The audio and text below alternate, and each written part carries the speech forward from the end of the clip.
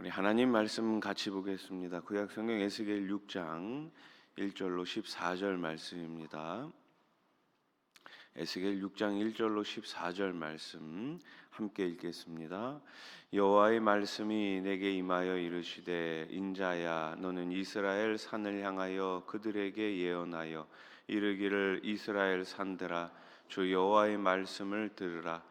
주 여호와께서 산과 언덕과 시내와 골짜기를 향하여 이같이 말씀하시기를 나 곧 내가 칼이 너희에게 임하게 하여 너희 산당을 멸하리니 너희 제단들이 황폐하고 분향 제단들이 깨뜨려질 것이며 너희가 죽임을 당하여 너희 우상 앞에 엎드러지게 할 것이라. 이스라엘 자손의 시체를 그 우상 앞에 두며 너희 해골을 너희 제단 사방에 흩으리라.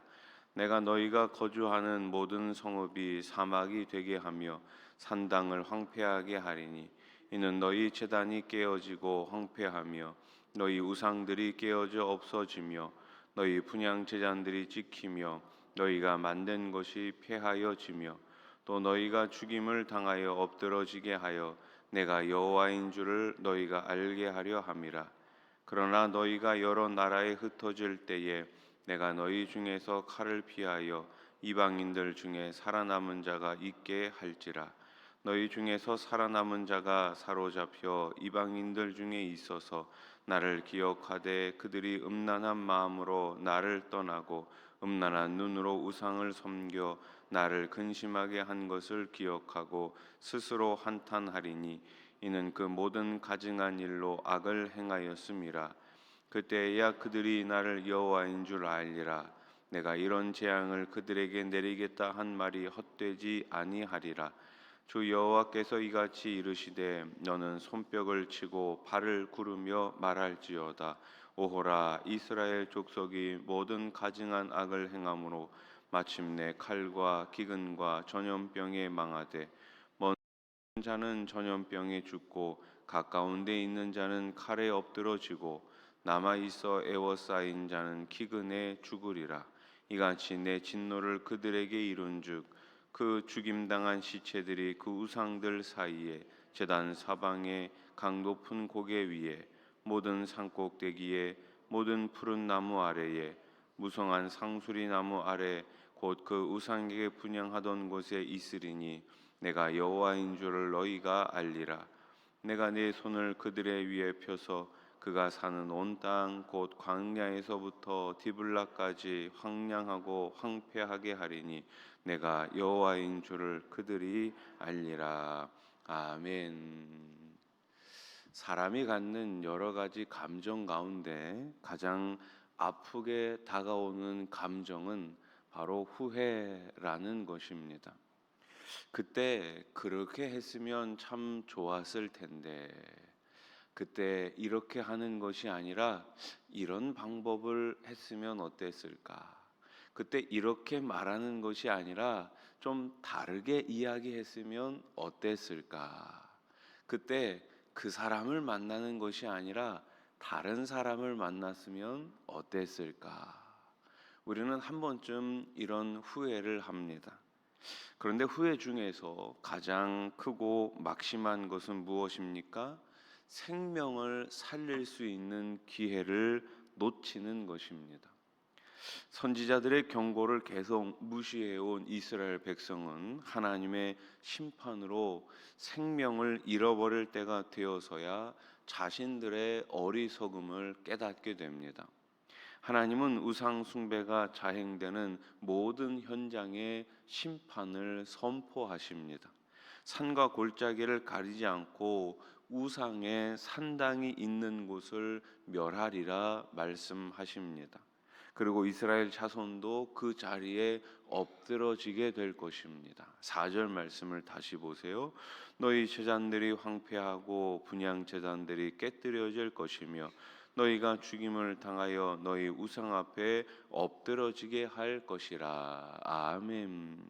아무리 선민이라 해도 죄악의 자리에 있으면 결코 심판을 피할 수가 없습니다. 당연한 원리입니다. 소돔과 고모라가 그랬듯 죄악이 성행한 곳에는 언제든지 심판이 임할 수밖에 없습니다. 하나님은 죄와 짝하실 수 없습니다. 하나님은 죄는 반드시 벌하시고 심판하십니다. 그러므로 우리는 늘 거룩한 곳을 찾으며 은혜의 자리에 머물러 있어야 합니다. 심판날의 우상들은 아무런 힘이 없죠. 우상 숭배자들이 죽임을 당하고 제단이 깨어지고 산당이 황폐해져도 그 우상은 아무런 저항을 할 수가 없습니다. 우상은 그저 인간이 본인들의 욕심을 형상화한 것이기 때문이죠. 인간이 이처럼 헛된 우상에 빠져드는 것은 탐욕 때문이라고 성경은 말씀하고 있어요. 골로새서 3장 5절 말씀을 보세요. 같이 읽어봅시다. 시작. 그러므로 땅에 있는 지체를 죽이라. 곧 음란과 부정과 사욕과 악한 정욕과 탐심이니 탐심은 우상 숭배니라. 아멘. 탐욕에 빠지면 필연적으로 우상을 섬길 수밖에 없어요. 심판이 임하면 사람들은 여호와께서 유일한 하나님이신 줄을 알게 될 것입니다. 7절 말씀을 보세요. 또 너희가 죽임을 당하여 엎드러지게 하여 내가 여호와인 줄을 너희가 알게 하려 함이라. 아멘.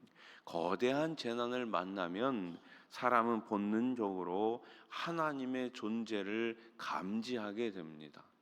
그렇게 심판 앞에서 모든 사람은 결국 하나님을 인정하게 됩니다. 그러나 어때요? 그것은 너무 늦은 때입니다. 하나님을 알았지만 이미 죽은 상태라면 무슨 소용이 있겠습니까? 늦기 전에 아직 기회가 있을 때 하나님을 알고 믿는 것이 인생에 있어서 가장 큰 복임을 믿으시기 바랍니다. 나에게 먼저 찾아오셔서 나에게 믿음을 주시고 우리를 구원해 주신 그 하나님 앞에 매일매일 감사함으로 기쁨으로 살아가실 수 있기를 소망합니다. 하나님은 엄중한 심판 속에서도 살아남을 자가 있을 것이다. 이렇게 약속하세요. 8절 말씀 보세요. 그러나 너희가 여러 나라에 흩어질 때에 내가 너희 중에서 칼을 피하여 이방인들 중에 살아남은 자가 있게 할지라. 아멘.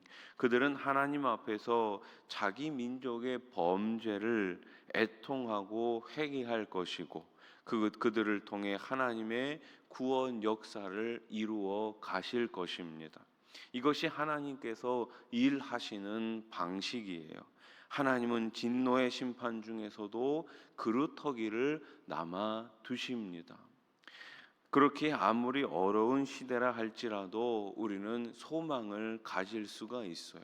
하나님은 그 한 사람을 찾으십니다. 하나님은 그 한 사람을 통해 다시금 새 일을 해 나가십니다. 우리는 세상을 보며 한탄만 할 것이 아니라 소망을 전하는 자가 되어야 할 줄로 믿습니다. 하나님께서 이 마지막 시대에 찾는 그 한 사람, 하나님께서 쓰시는 그 교회가 우리 교회가 될 수 있기를 소망합니다. 하나님이 에스겔에게 손뼉을 치고 또 발을 구르며 심판의 메시지를 전하라고 하죠. 11절 말씀. 주 여호와께서 이같이 이르시되 너는 손뼉을 치고 발을 구르며 말할지어다. 오호라 이스라엘 족속이 모든 가증한 악을 행함으로 마침내 칼과 기근과 전염병에 망하되. 아멘. 모든 방법을 동원해 백성에게 경고하라는 것입니다. 경고하라는 거예요. 모든 방법을 동원해서. 우리도 이제 최근에 이제 몇 년 전에 코로나 이후에 이 재난 문자가 오지 않습니까? 만약에 요즘 같은 경우에는 갑자기 비가 많이 오게 되거나 무슨 특별한 일이 있으면 이 재난 문자가 와요. 재난 문자가 와요. 모든 방법을 동원해서 피하라는 것이죠. 모든 방법을 동원해서 준비하라는 것입니다.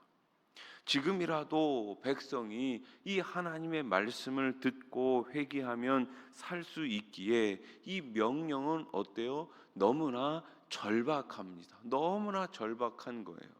지금도 끝까지 복음을 거부하는 완악한 심령들이 우리 주변에 얼마나 많이 있습니까? 이들이 지금이라도 회개한다면 당연히 구원받을 것이기에 우리는 생명을 살리는 마음으로 포기하지 말고 복음을 전해야 하는 것입니다. 따라해 보십시오. 포기하지 말고 복음을 전합시다.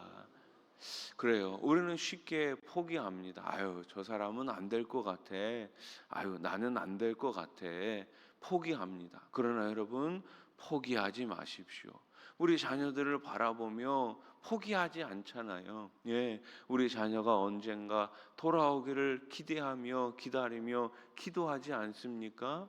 여러분, 우리가 그 한 사람의 소중함을 늘 기억하면서 포기하지 마시고 끝까지 인내하며 기도하며 복음을 전하는 우리 교회가 될 수 있기를 소망합니다.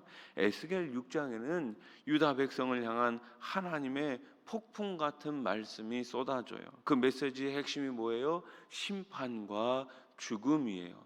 범죄한 죄 가운데 있는 이스라엘은 마침내 심판을 받게 되고 그 심판 이후에는 죽음이 기다리고 있다는 하나님의 분명한 경고의 메시지입니다. 그러나 그 가운데 소수의 남은 자를 약속하시면서 소망도 함께 남겨두십니다.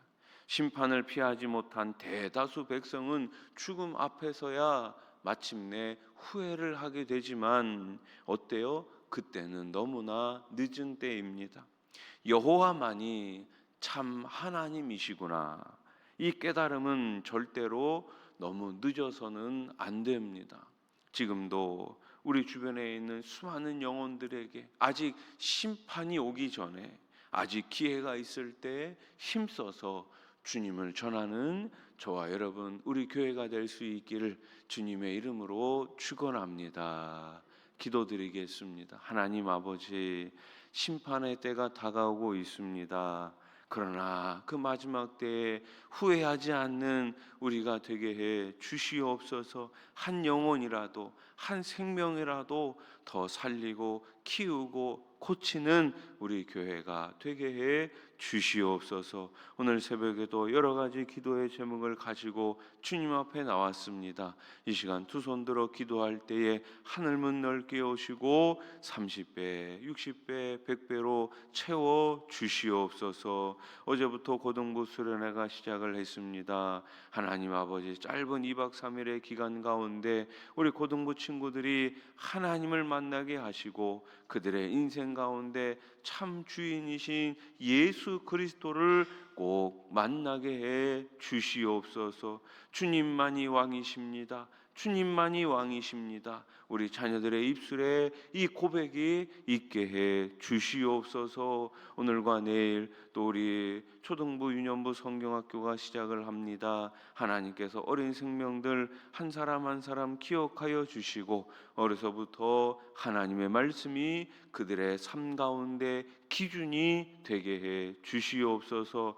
무더운 여름입니다. 수고하며 애쓰는 많은 일꾼들이 있습니다. 지치지 않도록 지켜주시고 성령님께서 그 마음 가운데 권능과 능력으로 늘 덧입혀 주시옵소서. 평생에 계신 분들을 기억하여 주시고 항암 치료 받고 계신 분들과 연로하신 우리 어르신들, 우리 하나님께서 그 마음과 생각과 그 모든 질병 가운데 치유함 받을 수 있도록 역사하여 주시옵소서. 예수님의 이름으로 기도드립니다. 아멘.